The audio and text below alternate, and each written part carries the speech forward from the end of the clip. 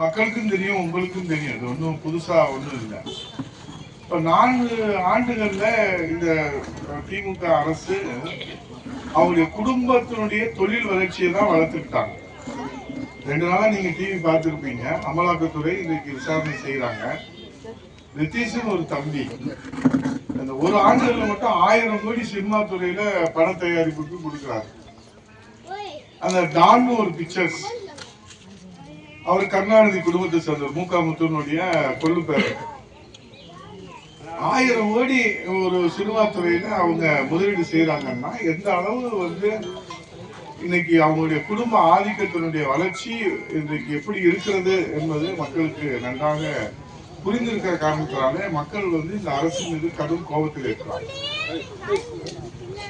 இதுல ஸ்டாலின் என்ன சொல்றாரு, ஊட்டியில நடைபயிற்சி போகும்போது பத்திரிகையாளர்ல இந்த 2021 பொறுப்பேற்றாங்க, 2026 நாங்க தான் ஆட்சி, 2031 நாங்க தான் ஆட்சி, 2036 நாங்க தான் ஆட்சி. ஒரு மனுஷனுக்கு ஆசை இருக்கலாம், ஆனா பேராசைன்றது பேராசை பெருநஷ்டம்னு கிராமத்துல சின்ன குழந்தைக்கு தெரியுற பழமொழி கூட ஸ்டாலினுக்கு தெரியுது.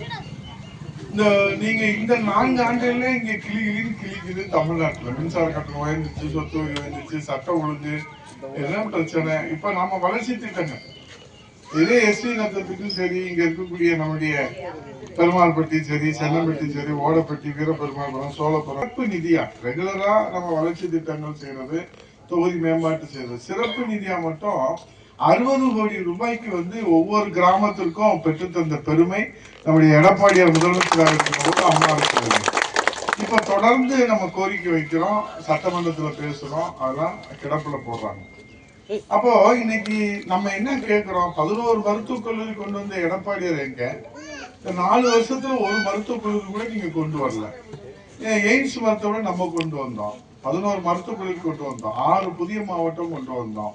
கிராமங்கள் தோறும் வளர்ச்சிக்கான கட்டமைப்பு, கிராம சாலைகள், கிராம மேம்பாட்டு சாலைகள் இதெல்லாம் நம்ம செஞ்சோம். இப்போ என்ன நமக்கும் அவங்களுக்கும் உள்ள வித்தியாசம், திமுகவுக்கும் அதிமுகவுக்கும் உள்ள வித்தியாசம் என்ன? 52 ஆண்டுகள் அண்ணா திராவிட முன்னேற்ற கழகம், 32 ஆண்டுகள் ஆளுகிற கட்சியாக இருந்த நாம் மக்கள் சேவையே மகேசன் சேவை என்று நாம் உழைத்துக் கொண்டிருக்கின்ற கட்சி தான் அண்ணா திராவிட முன்னேற்ற கழக கட்சி. தலைவர் ஆரம்பிச்ச கட்சி, அம்மா வளர்த்த கட்சி. இன்னைக்கு எடப்பாடியார் என்கிற ஒரு சாமானியர் நமக்காக இந்த கட்சியை இன்றைக்கு காப்பாற்றி இந்த தாய்நாட்டு மக்களுக்காக உழைத்துக் கொண்டிருக்கிறார். ஒரு புறத்துல எடப்பாடியார், ஒரு புறத்துல ஸ்டாலின். இப்ப ஸ்டாலின் அவர் ஒரு கருணாநிதி என்கிற ஒரு 5 தடவை முதலமைச்சராக இருந்தவருக்கு மகன்.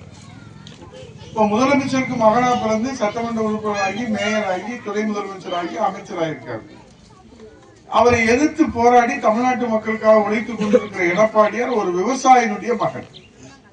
ஒரு விவசாயி மகனாக பிறந்து கிளை செயலராக உங்களை போன்று இதே கிராமத்திலே, சேலம் மாவட்டத்திலே, சிலுவம்பாளையத்திலே ஒரு கிளைக்கழக செயலாளராக தொடங்கி ஒன்றிய செயலாளர், மாவட்ட செயலாளர், தலைமை நிலை செயலாளர், கொள்கை பரப்பு செயலாளர், வாரிய தலைவர், சட்டமன்ற உறுப்பினர், பாராளுமன்ற உறுப்பினர், பாராளுமன்ற மேலவை உறுப்பினர், அதற்கு பிறகு அமைச்சர், அதற்கு பிறகு முதலமைச்சர், அப்போது எதிர்கட்சி தலைவர், நாளை முதலமைச்சர் என்று உயர்ந்திருக்கிறார் என்று சொன்னால், உழைப்பால் உயர்ந்த உத்தமர் எடப்பாடியார் அவர்கள், பிறப்பால் உயர்ந்தவர் ஸ்டாலின். ஆக பிறப்பால் ஒரு பதவி வருதுன்னா அது ஜனநாயகம் அல்ல, அது ஜனநாயகத்தினுடைய கேள்விக்குறியாக இருக்கிறது. ஆனால் உழைப்பால் உயர்ந்திருக்கு. இதை நீங்கள் மக்களிடத்தில் சொல்லுகிற போது இவருக்கு நம்முடைய கஷ்டம் தெரியும், எடப்பாடியார் அவர்களுக்கு நம்முடைய கஷ்டம் தெரியும். நம்ம போய் ஒரு கோரிக்கை சொல்றோம்னா தெரியும்.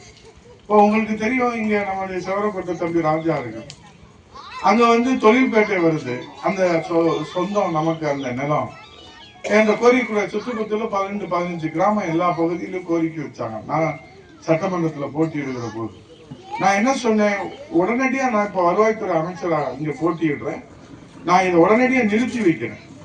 அதற்கு பிறகு இதை சட்டம் கொண்டு இந்த அரசாணையை ரத்து செய்து உங்கள் நிலம் உங்களுக்கே சொந்தம் என்று நான் நிச்சயமாக அரசாணை கொடுப்பேன் என்று சொல்லி சொன்னதை செய்தது நம்முடைய புரட்சி தலைவர் எடப்பாடி அவர்கள். இன்றைக்கு நம்முடைய சிவரக்கோட்டையிலிருந்து அங்க இருக்கக்கூடிய சாமிமலைப்பட்டியிலிருந்து ஒரு 15-20 கிராமங்களுக்கு இன்னைக்கு நம்ம தம்பி ராஜா அவர்கள் அந்த ஜிஓவை பெற்றுக் கொடுத்துருக்கோம். சொன்னதை செஞ்சுக்கிறோம் நாம. அதே போலதான் வெள்ளூர்ல தம்பி பிரபு இருக்காரு, அங்க படி ஊர் சண்டையில எல்லாம் எஃப்ஐஆர்ல இருக்கிறாங்க. அது பாத்தீங்கன்னா கோர்ட்ல போய் 200-300 பேர் போய் வண்டியில போய் ஏறி தம்பி பிரபு ஒவ்வொரு வட்டமும் அதை கொண்டு போய் கோர்ட்ல போய் நிறுத்தணும். அவ்வளவு பெரிய பிரச்சனை இருந்துச்சு. இன்னைக்கு அதை நாம் அமைச்சராக இருக்கிற போது எடப்பாடி முதலமைச்சர் உள்துறை செயலரிடத்துல பேசி முதலமைச்சருடைய கவனத்துக்கு கொண்டு சென்று நீதிமன்றத்தில் இருந்த அந்த வழக்கில் இருந்து அவர்கள் வேலை வாய்ப்பு பெறுகிற இளைஞர்கள் வேலை வாய்ப்பு பெறுகிற வகையில அவர்களை அந்த வழக்கில் இருந்து விடுவித்த பெருமையும் தம்பி பிரபுவுடைய முயற்சியிலே நம்முடைய அண்ணா திராவிட முன்னேற்ற கழகம். இதை எதற்கு நான் சொல்லுகிறேன் என்று சொன்னால், நாம் சொன்னதை செய்யணும், சொல்லாததையும் செய்யணும். இன்னைக்கு எதிர்கட்சியாக இருந்த போதும் கூட நம்ம சும்மா இல்லை. நம்ம கொண்டு வந்த பஸ் ஸ்டாண்ட்ல முடக்கி போடுறாங்க. இன்னைக்கு தற்காலிக பேருந்து நிலையம் சொல்லி அதுல எந்த அடிப்படை வசதி இல்லை, உடனே கேட்கிறோம். குடிநீர் பிரச்சனை கேட்கிறோம். எங்க மேம்பாலம் கட்டுங்க, உடனே கட்டுங்கன்னு சொல்றோம். இப்படி எல்லா நம்ம கோரிக்கைகளையும் நம்ம எதிர்கட்சியா இருந்தாலும் சட்டமன்றத்துல நம்ம தொடர்ந்து வலியுறுத்துறோம். இதெல்லாம் உங்களுக்கு தெரிஞ்ச விஷயம்தான். உங்களுடைய மேலான ஒத்துழைப்பு என்ன?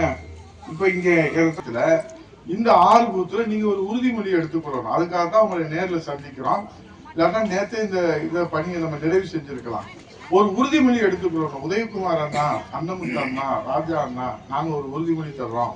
வர்ற சட்டமன்ற தேர்தலில் எத்தனை வேட்பாளர் போட்டிட்டாலும் சரி, எத்தனை சின்னம் களத்தில் இருந்தாலும் சரி, எங்கள் உழைப்பாலே எங்கள் பகுதியில எங்கள் வாக்குச்சாவடியில இரட்டை இலை முதலிடத்திலே வர.